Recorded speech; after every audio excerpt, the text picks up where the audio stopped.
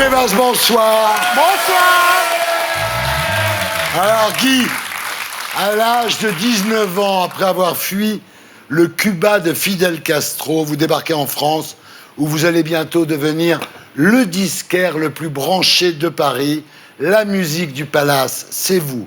Ensuite, ce seront les affres de la solitude et les ténèbres de la cécité. Mais aujourd'hui, vous revenez pour nous raconter une époque bénie.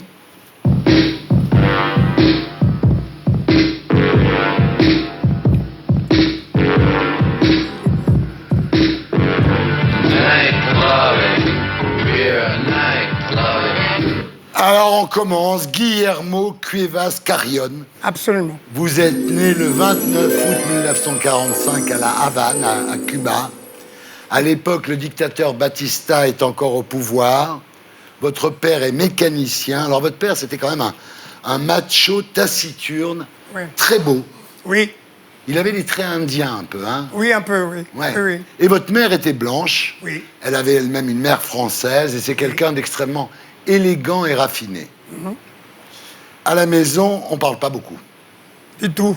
On écoute la radio, on écoute du tango, on écoute de la bossa nova, on écoute des opérettes, ce qui fait qu'effectivement, vous êtes formé très jeune à la musique. Enfant, vous êtes très solitaire, vous jouez aux dames dans votre coin. Vous aviez peur des autres? Un peu, oui. Oui, du regard des autres. D'une façon innée, je crois que j'étais né pour être seul. Je m'intéressais aux choses qui n'intéressaient pas le petit gamin de mon âge. Et à l'école, vous avez des bonnes notes, mais vous ne vous Oui. mélangez pas aux autres. Non. Vous préférez la compagnie de votre maman. Vous dites, Oui. j'étais le mari de ma mère. Absolument. C'est toujours dans les, toujours dans les jupes de Oui. votre mère. Ça m'arrangeait bien. Voilà. Autre centre d'intérêt, Guy, c'est la littérature. Vous êtes un rat de culture très très jeune. Oui. Vous commencez à écrire des nouvelles, puis vous passionnez pour Chagall, vous passionnez pour Soutine. Vous voyez les films de la Nouvelle Vague. D'ailleurs, à Cuba, vous croisez Agnès Varda, Vanessa Redgrave et son mari Tony Richardson. Donc, très Bien jeune. renseigné. Hein. Très jeune, vous avez été quand même attiré par la culture, quoi, par une dimension culturelle de absolument. la vie. En 1960, vous avez 15 ans et vous suivez les cours d'un atelier de dramaturgie. Vous fondez avec des amis une maison d'édition où vous publiez des nouvelles et vous découvrez Édith Piaf. À l'époque, alors que la plupart de vos amis rêvent des États-Unis, rêvent de New York, vous rêvez de Paris, en fait. Ce que je voyais dans les films de la Nouvelle Vague, il y avait un cinéma exprès à La Havane qui ne projetait que tous ces films-là, Hiroshima, Mon Amour, Les Amants, Jeanne Moreau, etc. Et c'est tous ces Paris, tous les premiers films de Truffaut avec Léo, ces Paris gris, où tout était gris, les parapluies noirs, tout. J'avais envie des pluies, de tout ce qu'on voyait. Alors, sexuellement, vous êtes homosexuel, mais vous baisez pas beaucoup, en fait. Vous avez Du pas... tout, non, je me sentais coupable. En plus, j'habitais avec ma mère, mon père et mes deux sœurs. Et je ne découchais jamais, en plus. C'est en arrivant à Paris, on va voir ça plus tard. Ah, voilà, je là, me suis là, rattrapé, c'est autre oui. chose. Là, on en va en parler. Oui. Puis je suis devenu tout terrain, surtout. Oui. Alors, à Cuba, à l'époque, personne ne regrette le dictateur Batista, parce que Batista, c'était la corruption, la prostitution, les casinos. Donc, quand Castro arrive, évidemment, personne ne regrette ce dictateur inféodé aux gringos américains. Au début, tout le monde adore Castro, mais les choses Oui. se gâtent. Oui. D'abord, la peine de mort est rétablie, il y a des prisonniers politiques, les traîtres, entre guillemets, sont fusillés. L'attraction, c'était de voir fusiller à la télé. Ouais. Ah ouais. Des gens condamnés par Fidel Castro, et on attendait l'heure pour voir les gens fusiller. On les voyait à la C'était une télé. horreur. Ah Ouais, oui ouais. C'était une horreur. Voilà, puis il y a aussi, il faut le dire, des rafles d'homosexuels qui Je commencent. suis passé à travers. Voilà. Et là, vous décidez donc de quitter Cuba. Oui. Vous voulez devenir ce qu'on appelle, c'est très péjoratif, à l'époque on appelle ça un gusano, c'est-à-dire une larve. C'est-à-dire les gens qui quittaient le régime castriste étaient traités de larves. Mais ça ne vous gêne pas, vous avez quand même envie de partir. Oui. Et là, miracle.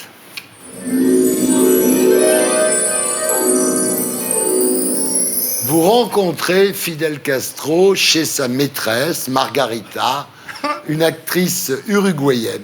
Oui. Et la scène est extraordinaire. Vous êtes chez Margarita Ah, c'est insensé. et Castro arrive avec un jambon dans un torchon, quand même. Un cadeau de Noël pour elle, oui. Oui, oui. Et il arrive, et donc vous lui parlez, vous lui dites, voilà, j'aimerais bien voyager. Et il vous dit, appelle Incarnita, Oui.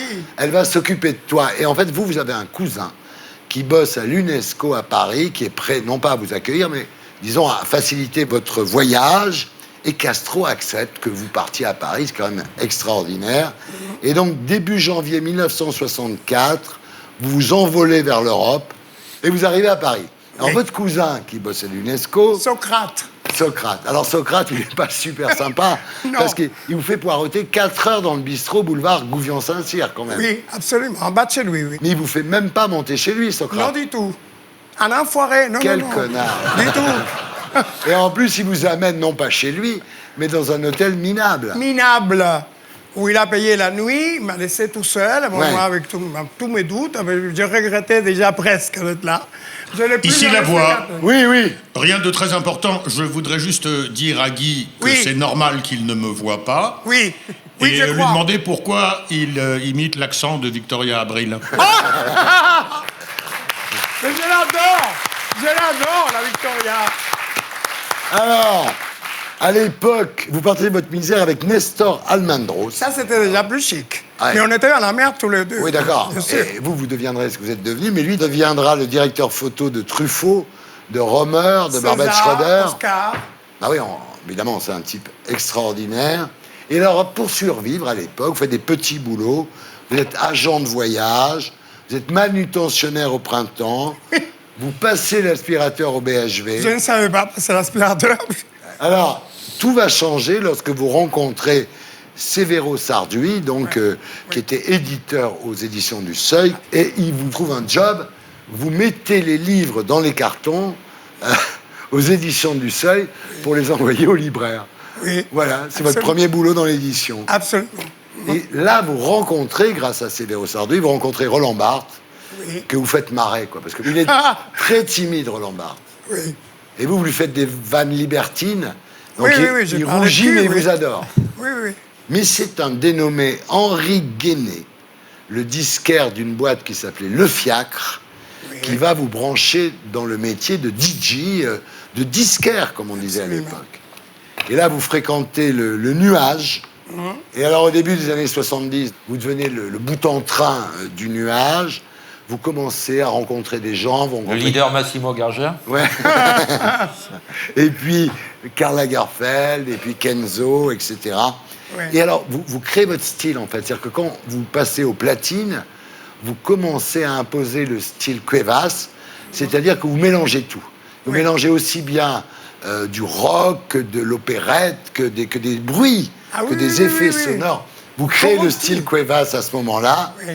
Et le Nuage appartenait à Gérald Nanty, qu'on a tous connu évidemment Absolument. au Matisse des années plus tard, et dont on salue la mémoire. Oui, absolument. Ouais. Et après Gérald Nanty, donc c'est Fabrice Hébert, vous êtes remarqué quand même par toutes les stars de la nuit parisienne, c'est Fabrice Hébert qui vous remarque, et vous devenez DJ d'une boîte mémorable, rue Sainte-Anne, qui s'appelle le 7, Absolument. qui est une boîte toute petite, mais où il y avait tout le monde.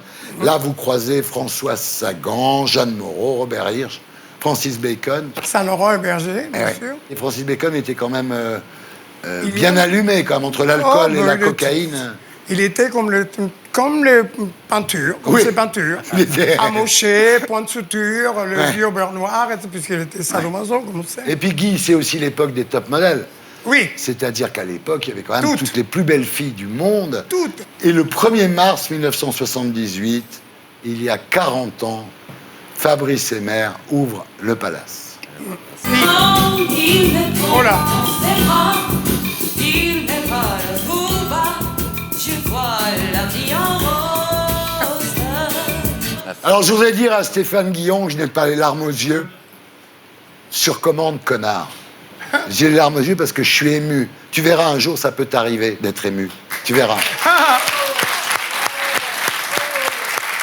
Alors, au Palace, la terre entière s'y bouscule, évidemment. Karl Lagerfeld, Yves Saint-Laurent. Martien aussi. Quelques martiens, Kenzo, Mick Jagger, Andy Warhol.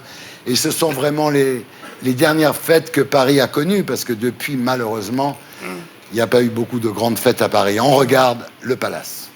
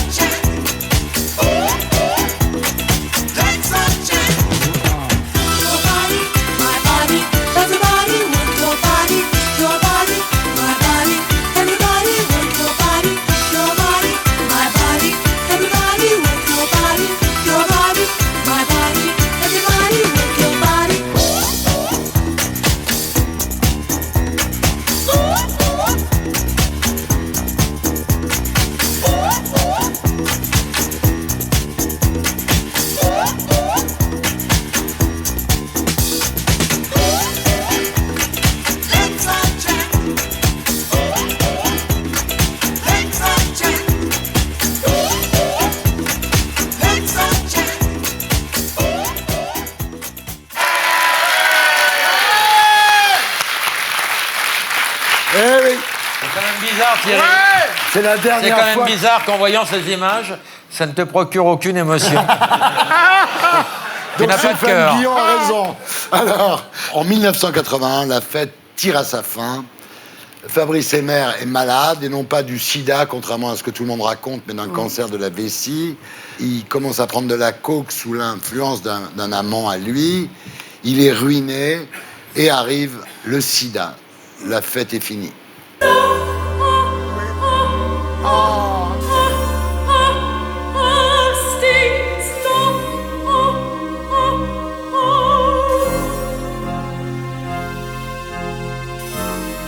Non, c'est moi qui pleure.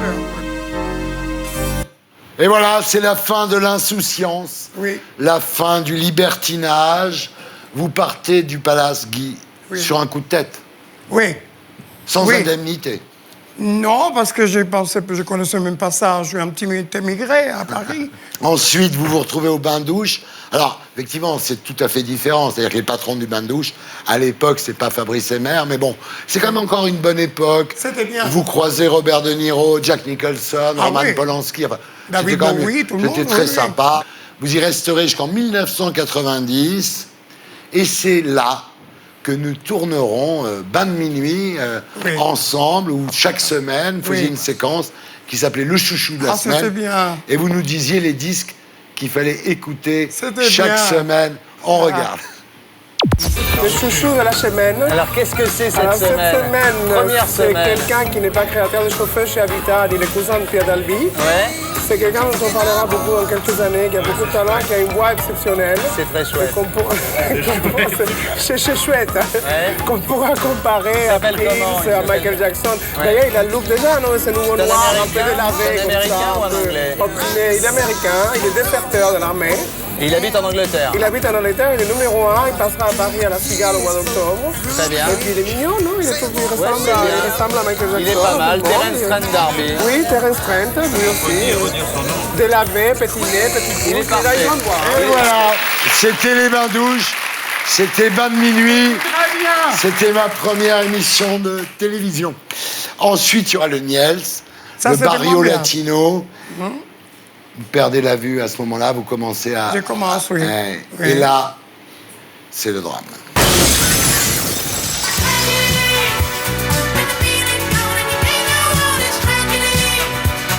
Vous dites, ma vie a basculé du 3e étage au 4e sous-sol. Oui. C'est le plombier du Barrio Latino Oui. qui vous dégote un meublé en banlieue à Thiers, dans le Val-de-Marne. Alors Thiers, c'est Minable. vrai que c'est terrible parce que Thiers, c'est une ville qui est célèbre pour son cimetière. Eh ben, il n'y a que ça. Il n'y a que ça. Vous allez quand même y rester 14 ans, Guy. Oui, 14 ans. 14 ans dans un petit appartement, tout seul. Vous écrivez à tout le monde. Personne ne vous répond. Je ne donnerai pas la liste, par délicatesse, de gens qui m'ont même pas daigné me répondre, que je côtoyais d'avant. Et voilà, passons à autre chose. Ouais. Là, c'est la dépression. Ah oui, un peu, oui. Surtout qu'en plus, l'injustice de la canne blanche, je n'étais pas sûr de moi, j'étais abandonné, je contemplais le plafond. Et comme on ne voit pas, alors tu te mets sur le balcon et c'est très facile de se laisser aller. Ouais. Ça a commencé à mieux aller quand j'ai découvert, par hasard, comme tout dans ma vie, par un chauffeur de taxi, l'association Valentin, oui, je peux la Oui, citer, oui. qui est la principale pour les handicapés visuels. Ça m'a un peu commencé à me redresser. Et c'est sûr, il y a Valentin, oui, puis il y a aussi Kenzo. Oui, Kenzo oui, dernièrement, c'est lui qui m'a Qui tiré de vous l'eau. Oui. installe dans un studio dans le 16e arrondissement où Maintenant, vous vivez dernièrement, depuis actuellement. un an, oui. Bravo. C'est lui qui m'a sauvé, oui. Voilà. Et après ça, bon, voilà, on dirait qu'il y a une nouvelle vie. Peut-être que c'est un tunnel que j'ai mérité, je ne sais pas. Mais depuis un an, oui, tout va bien. Tout va bien. Oui, Et Jean-Paul Goude a dit que vous portiez très bien la canne blanche. C'est vrai? ben, j'essaye, merci. Ouais. J'essaye, en tout cas. Tu me vois souriant, ça va? Oui, vous êtes très bien. Ça se ressent. Ça fait plaisir de vous voir.